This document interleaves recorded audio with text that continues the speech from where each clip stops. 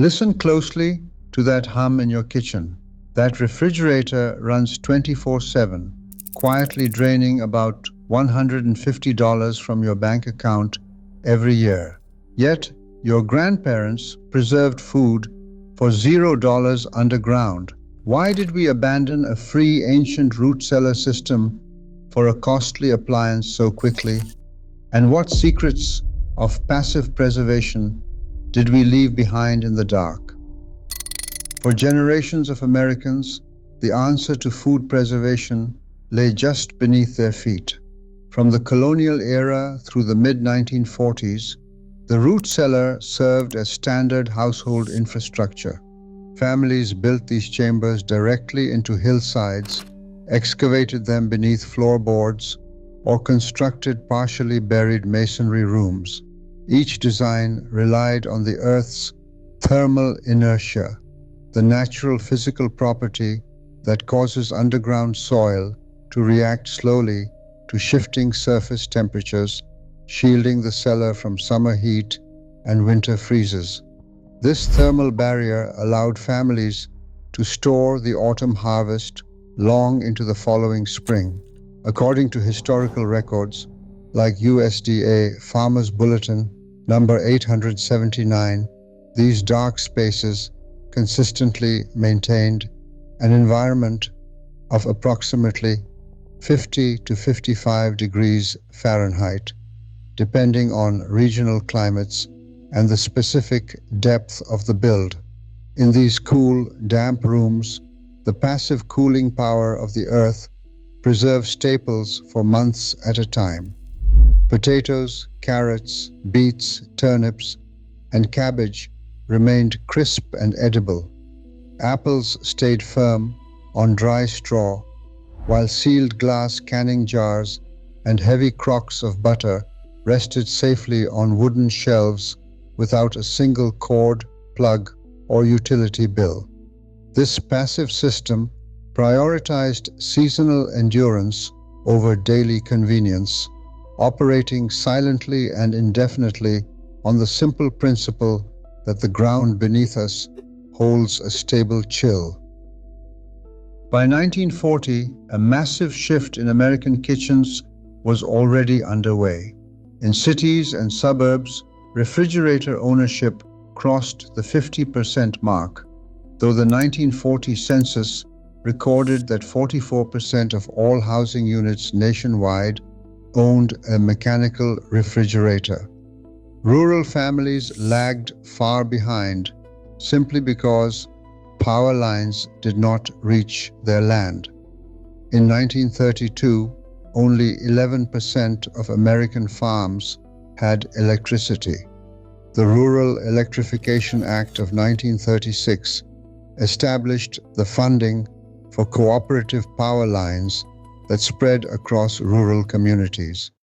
By 1941, farm electrification rose to around 30%, and by the early 1950s, nearly 90% of farms had power.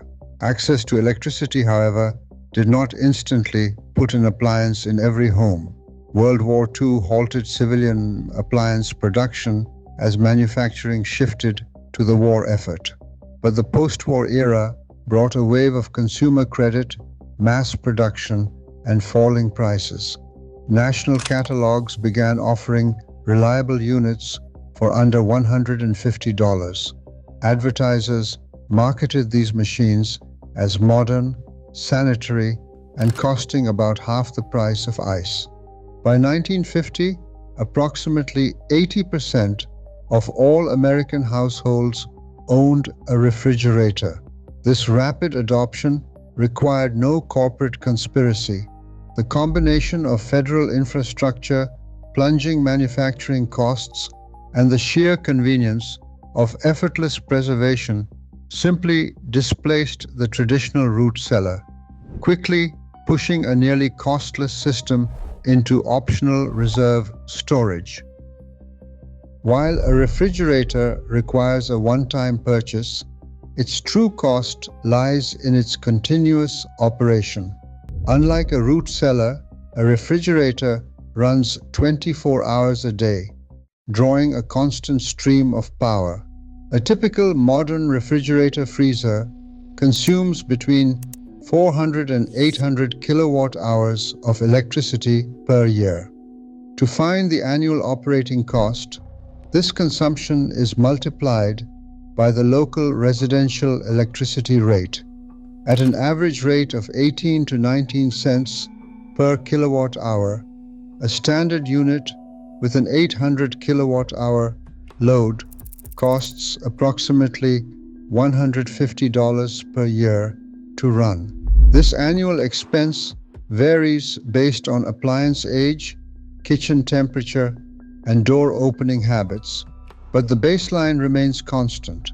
Under a model of 2% annual rate inflation, operating that single appliance costs roughly $1,800 over 10 years and climbs to $3,900 over 20 years.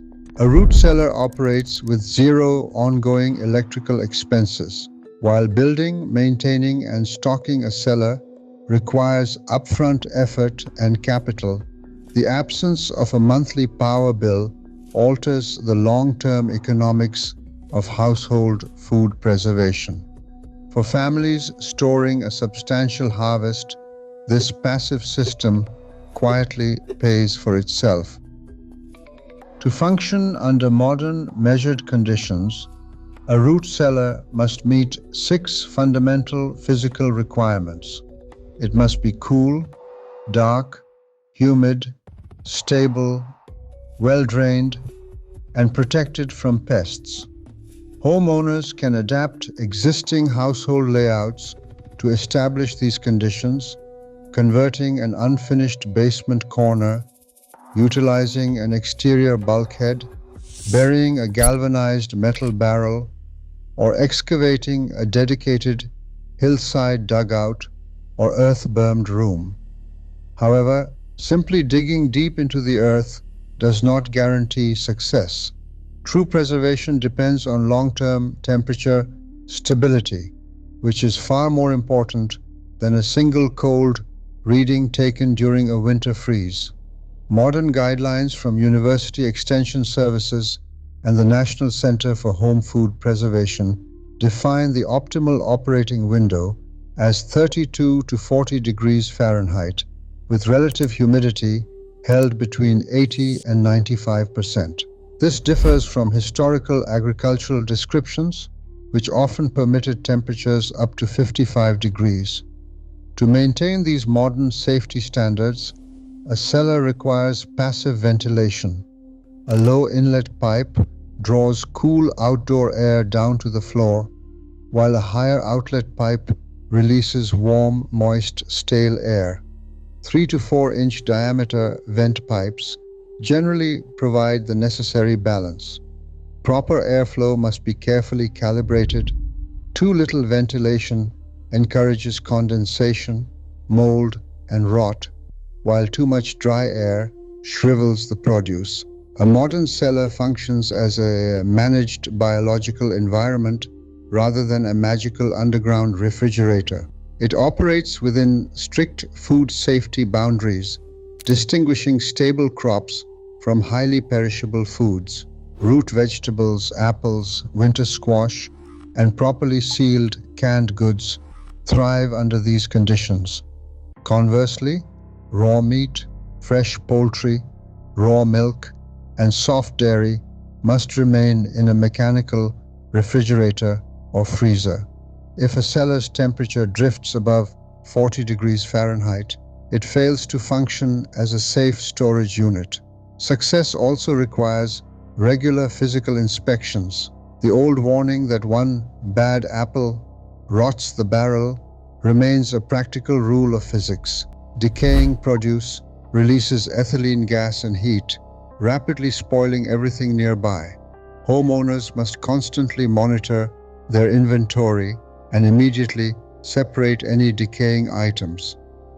The physical science of earth cooling spans human history.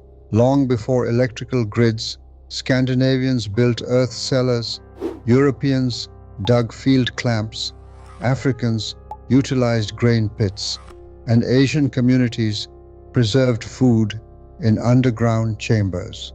Each culture relied on local materials to exploit the same natural forces: darkness, stable subterranean temperatures, and humidity.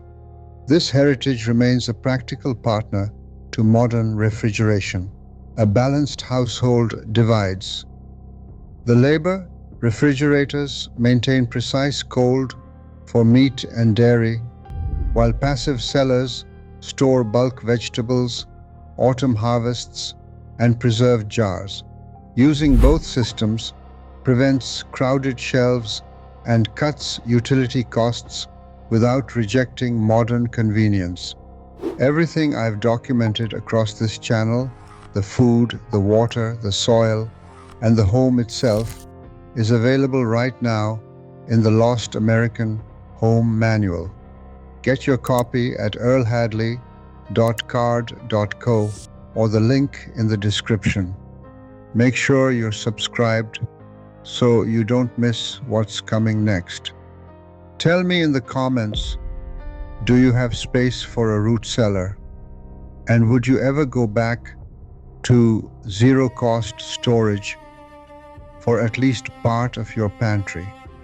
If you believe a system that worked for free for centuries deserved better than being forgotten in one generation, you already know what to do. Next time I'm going to show you why the soap in your shower isn't technically soap at all, and what changed in a single year to make that true. Subscribe now to ensure you catch that upcoming episode. Today, as energy grids face unprecedented strain, true resilience lies just beneath our feet. Reclaiming this passive power isn't about rejecting progress, but securing it. The earth remains our most reliable safeguard, quiet, free, and always waiting.